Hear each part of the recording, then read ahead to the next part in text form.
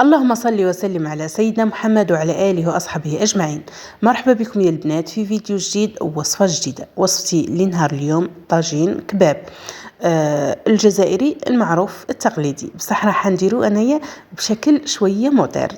نتوكلوا على بركه الله ونبداو في الوصفه تاعنا ونقولوا بسم الله. كما راكم تشوفوا هنايا انا راني استعملت الكيكوطه، لانه من بعد كي راني راح نجمر الوصفه تاعي راح نجمرها في الطباخ ولا في مقله تاعي. درت فيها ملعقه نتاع سمن وملعقه نتاع زيت، ضفت عليها الدجاج دائما نقول لكم، ولا الاطراف تاع اللحم ولا تاع الدجاج نقول لكم على حسب افراد العائله، فهمت؟ وعلى حسب مقدورك انتيا، ديري طرف ديري طرفين، ما ديريش كاع ديريها بحبه تاع جامبو، لكي الاختيار. انا راني نمدلك في الوصفه وانتيا لكي الاختيار.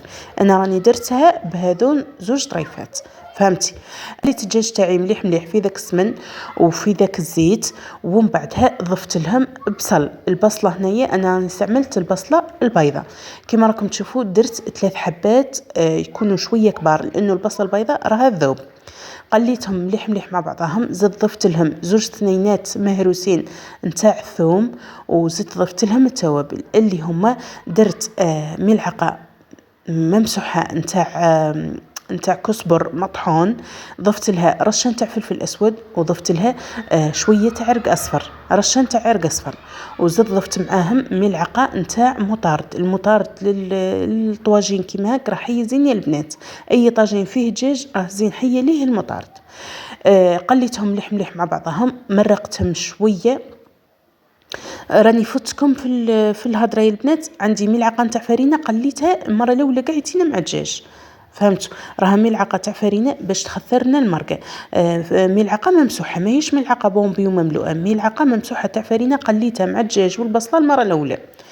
قلت لكم ومرقت وخليت عليها التكتك. دائما يا البنات خلوا على مريقتكم ولا على طاجينكم كيما هكا يعود ناشف فيه زيتون، خلي عليه تكتك قبل المره الاولى، ومن بعدها مرقي، فهمتي؟ مرقي دائما بمويه سخونه، دائما وانتي تنصبي حطي طنجره عمريها ولا طاوه عمريها ماء مسميك، ودائما مرقي بها الماكله نتاعك، فهمتي؟ الا كنتي تمرقي سخون في سخون، والا كنتي ديري بارد في بارد، هذيك حاجه واحده اخرى. قلت لكم مرقت ودرت عليه الزيتون اللي كنت منقعته من قبل، تقريبا قريفيه ماهيش مملوءه نزهه نتاع زيتون، وسكرت عليهم وخليت عليها الطيب على مهلها. وللتذكير يا البنات راني ما درتش الملح، لانه الزيتون راه مالح، راني راح نضيف من الاخير رشه نتاع جبن مالحه، والبطاطا راني راح نملحها، فهمتوني؟ عنها لاصوص ما حبيتش نملح.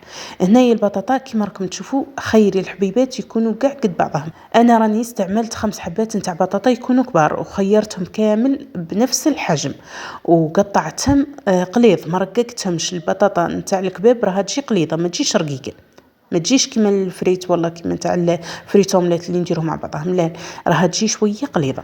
هنايا قليت البطاطا تاعي في زيت غزير وحطيتها في الطباخ اللي راني رايحه ندير فيه، اللي راني رايحه نجمرها فيه. هنايا بعد ما خضرت لاصوص تاعي كيما راكم تشوفوا، قليت الدجاج حطيته وحده، وجبت الطباخ هذاك اللي راني راح نجمرها فيه، درت البطاطا ودرت فوقها لاصوص مع الزيتون، وزدت درت كميه معتبره من الجبن، ورشيت عليهم رشه نتاع معدنوس، وهذيك لاصوص درت نصها، نص درته في الطباخ، ونص احتفظت به على جهه. كي نولو ناكلو كيما هاك اللي نفحلو يزيد يسقي، فهمتوا؟ ما ديريهاش كاع ضربه واحده، فهمتي قصدي؟ النار ونقصت عليها نار شمعة وخليتها تجمرت على مهلها. وهنايا ها هوينا ليكم النتيجة نتاع طاجين الكباب المودرن اللي راني درتها لكم على طريقتي. شوفوا الله يبارك فاش، الله يبارك فاش راه جا مجمر ومعسل، يدله يا البنات.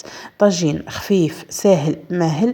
هنايا للتذكير اللي حبت تدير عصرات نتاع قارص دير، فهمتوا؟ مع المرق. بعد ما يطيب المرق وتولي تسقي في لاصوص تاعك البطاطا هذيك، الا حبيتي تعصري حبه تاع قارص وديريها فيه باش تجي تعطيك بنه تاع المزازه هذيك. والطاجين الاصلي راه فيه الليمون فيه القارص، بصح انا راني ما درتلوش. كيما راكم تشوفوا راني حطيت لكم شويه في صفيحه. شوفوا الله يبارك البطاطا كيفاش راها معسله ومجمره، والملعقه نتاع الفرينه ونتاع الخردل عطاو لها بنه واحده اخرى، وعطاو لها تخوفيره واحده اخرى كاع تينا للصوص تاعي. شوفوا الله يبارك البطاطا كيفاش راها مجمره. هنايا وصلت لنهايه الفيديو، نتمنى وصفتي لنهار اليوم تعجبكم، ونقول لكم صحه فطوركم وصحه صيامكم، والى الملتقى احبتي في الله.